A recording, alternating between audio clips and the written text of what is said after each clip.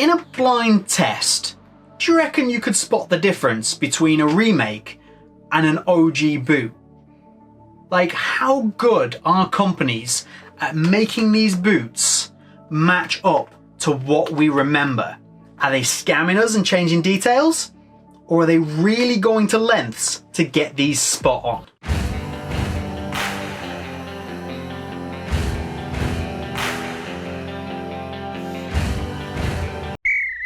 What's up guys, I'm James and welcome to BootWizard Boot Reviews. Today we're going to be doing something a little bit different because I recently got a surprise package from PM Football Boots. So this is an Instagram seller, a good friend of mine, a really good guy, and he sent me over a package containing 3 football boots which I now get to review for you guys. So I've taken each one and I've kind of bundled them with a different angle and there's a different thing coming. So get subscribed to the channel if you want to see all 3 videos. But today we are going to be focusing on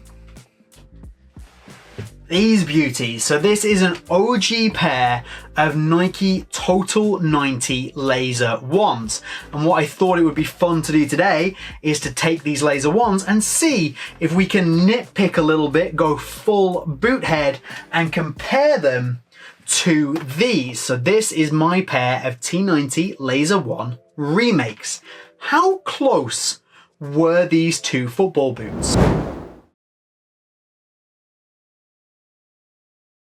We're going to start with the super obvious, the sole plate. So these 2 might actually look fairly similar to you because they've obviously got exactly the same graphics on them.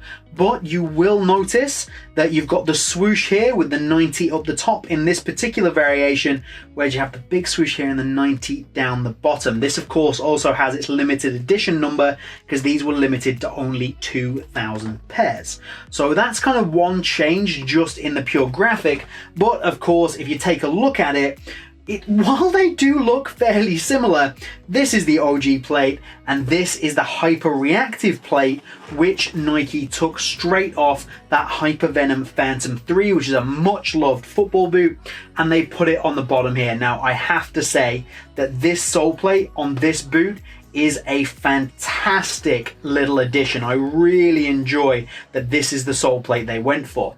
But the question you might have is, why? Why bother changing it at all?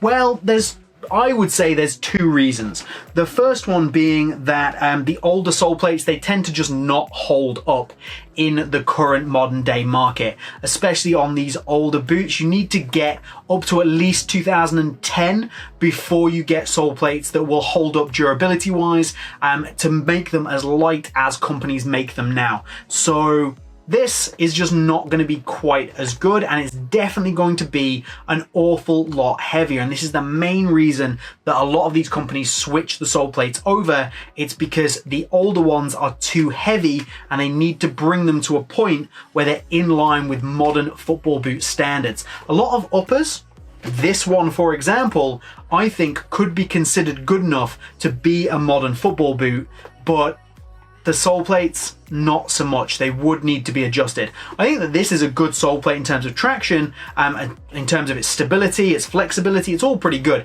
It's just a little bit on the heavy side. The next difference we're going to see is also as a result of that sole plate, and it's where this external heel counter section that you can see just here, it actually has Nike Zoom written in it, and it's actually a transparent section that's cut out into the boot on the OGs, and that's on both sides. If you look at the originals, it's not, so if you look at the remakes, it's actually not quite that. It looks like that, but these actually stand off the edge, and very much this is as a result of putting that hyper reactive sole plate on it. Because of the way that these 2 are designed, you only get the graphic there and the idea that that is cut out, but it's not. Starting from the back, this is where you get to see the detail that Nike went to make this as close as possible. You can see that you get the stitching that runs through both boots as they transition onto the lateral side, where the swoosh is almost identical even to the ribbing that runs round it on both boots, and then as you follow it round, the double stitch pattern that runs along the front of this huge striking element. It's exactly the same on both boots. The total 90 laser here on this one, here on this one, both exactly the same. Nike have done a phenomenal job here of just absolutely replicating almost every single element to perfection. Even these areas here, so you can see you've got this raised area that pops in here, exactly the same on the OG. It's very, very impressive. Something to note is that I do think the upper is ever so slightly different. If you look in the boots, they do look like they should be identical, but I do think that the OG upper is slightly different to what you got.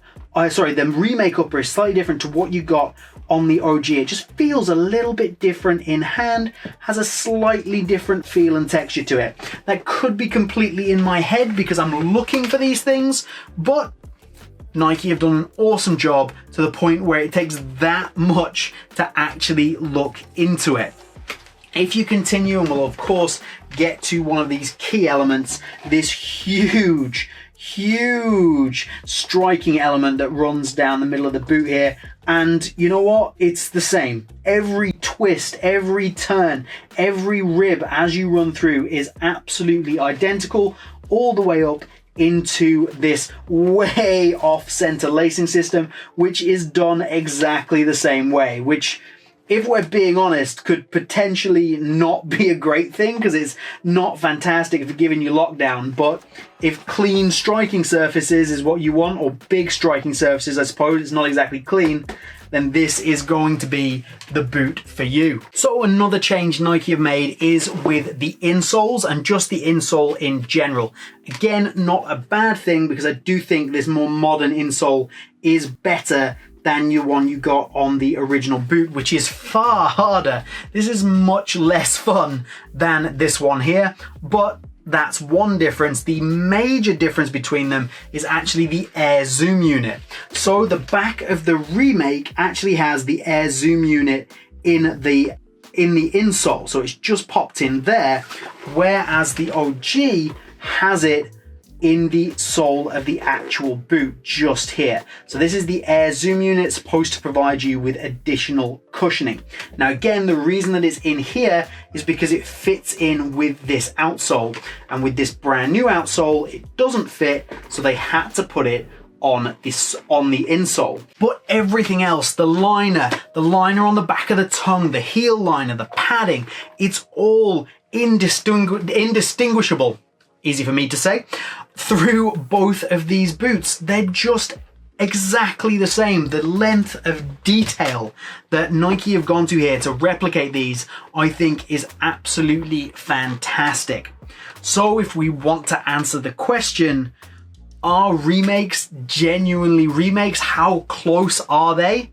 Well, judging by this, they are basically identical with a few modifications made in order to give you modern tooling, which is exactly what you want. You want this modern tooling as opposed to the older models, especially on things like those Adidas Predator remakes, which again, they've gone to exactly the same lengths. The T90 Laser One is a boot that I think could viably compete in today's market. And if you do want to pick yourself up a pair, specifically this pair, then do check out PM Boots on Instagram. I will leave a link down in the top comment, and it will also pop up on the screen magically from here.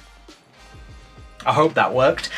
And if not, you can always try and pick up a remake, but these are very hard to find. These are much easier, and hey, who doesn't want to rock an OG? That's all from BootWizard here today. I hope you've enjoyed it. Have a good one, and I'll see you soon.